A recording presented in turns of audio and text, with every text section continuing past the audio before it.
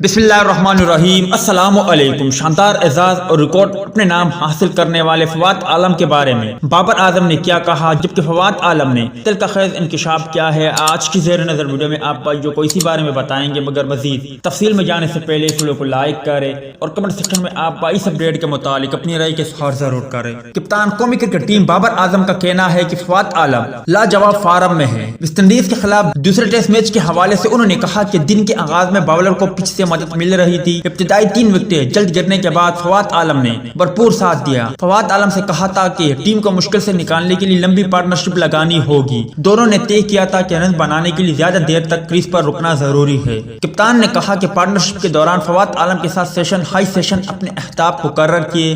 फवाद आलम लाजवाब फार्म में है, वो जबरदस्त खेल पेश कर रहे हैं।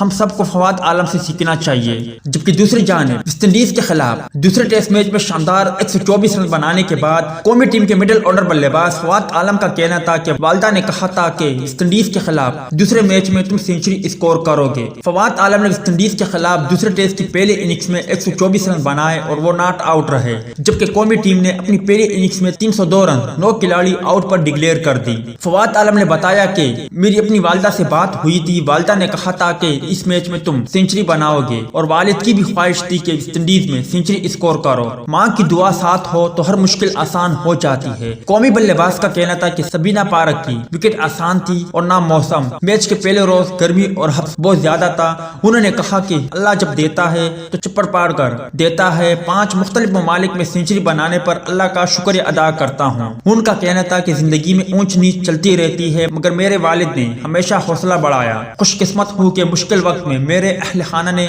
मुझे हमेशा हौसला दिया। वालिद हमेशा कहते थे कि लगे रहो, तुम्हारा वक्त जरूर आएगा। सेंचुरी के बाद खुशी मनाने के अंदाज के हवाले से फवाद आलम का कहना था कि सेलिब्रेशन का ये अंदाज मशहूर तुर्क ड्रामा और तुरुल गाजी से मुतासिर होकर अपनाया। फवाद आलम का कहना था कि ये अंदाज मैंने अजहर अली के साथ तय किया था।